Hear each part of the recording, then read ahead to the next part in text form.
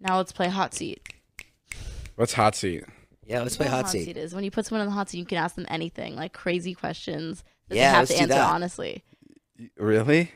David, I'm an open book, dog. David, how long have you been in love with Madison? 5 months. Oh, Jesus. 5 years would have been more accurate.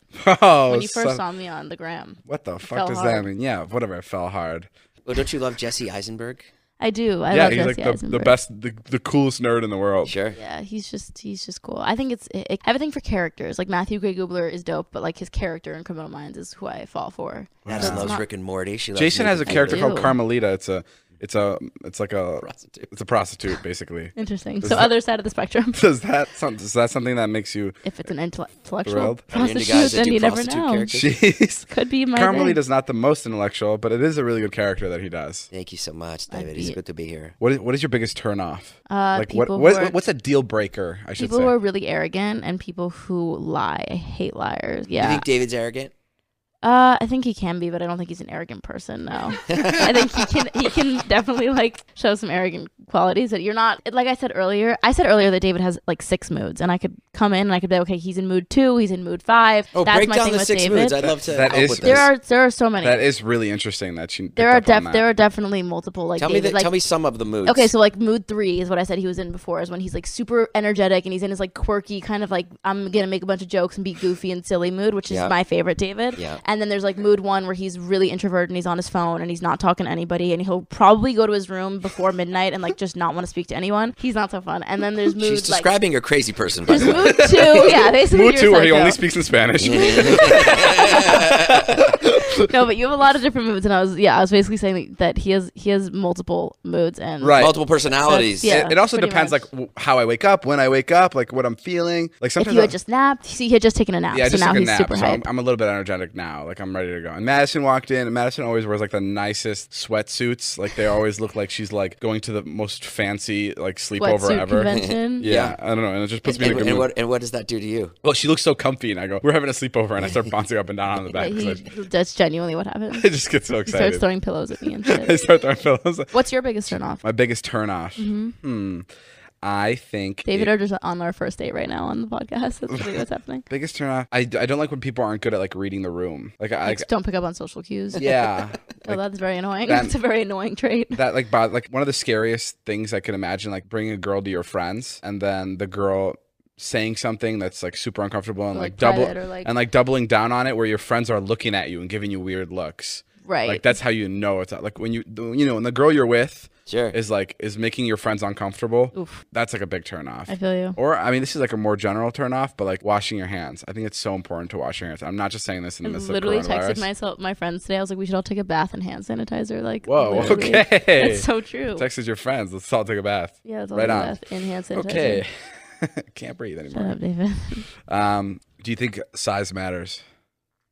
This is crazy. Well, No, you I honestly literally told me don't. to ask no, you I whatever. honestly don't. You don't. No, I think that what matters is chemistry and passion and how you feel about a person. I'm being so genuinely serious. Do you think that there's only one person out there for you, or you think you could fall in love with multiple people? I think you could fall in love with multiple people. I think that there's probably like one person you could have like I don't know. I think your first love will always kind of like hit different.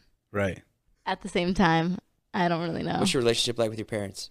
My relationship with my parents. You ever tried is- anal? I'm just kidding. Shut up. My relationship with my parents is good. It's gotten weird over the past few years, I think, because as you get older, you start to realize that they're just people who like have their own shit Right. and their own issues, 100%, and that's a little scary. 'Cause That is growing so up, scary. That's exactly Yeah. what I'm realizing now. for real, because growing up, you're like, these are just like, this is my mom and my dad, and like they don't have problems and they know everything, and like if I come to my mom with an issue, she'll be able to solve it. Whereas now, like my mom comes to me with issues, and I'm like, Yeah, that's so. Yeah. That's it's like such. weird. And I'm just that's like, such a weird "Ugh, realization. it's You're such so a- right. It's so weird. I hate it. Me and my dad have always kind of had a weird relationship. We like didn't speak for a while. We kind of always have been like weird with each other. But it's just because we have like a lot of differences. But again, as I've gotten older, I've just learned that like he's a 50-something-year-old man. I'm not going to change him now. I'd rather like have our life. You know what that together feels and like? Be fine. You know what that feels like? It feels like watching Disney movies and you're in love with them, and then you go see how a Disney movie is shot. Right. And then it's just like all the magic is gone. The and you're just fucking like, smoke and and mirrors is gone. The curtain's yeah. been lifted, and you're like, what is this? I don't leave any of that magic to my kids. I tell them all my problems. well, yeah. I mean, I kind of You're a respect you're a that. special case that has. No, but I totally It's agree. so like, weird. like I just recently I found out that like, oh wow, my parents have like regular problems that I have, and like it totally breaks like a wall where like you thought your parents were these like magical, safe when you're like in the untouchable house with your parents growing up. You're just like, oh, my mom and dad are down the hall. If someone were to come and try to kill us, they'd save me, and it's all good. Whereas like now, I'm like, I don't know if my parents would be able to save me. Like I'm gonna be a dad at one point. Yeah, and I hope terrifying. my kid doesn't trust me in fucking protecting him when someone breaks in the house. No, I know he's gonna think that he's in good hands, but fuck no. No, but when you're a parent, you can protect your kids because something kicks in. You think? Yeah, there's like definitely an instinct. Someone told me once, it was before I had kids, and I was like, oh, what's it like having kids? And he goes, well, you see that swimming pool? Because we were by a swimming pool. And I go, yeah. He goes, now imagine there's a bunch of sharks in there, and your baby fell in.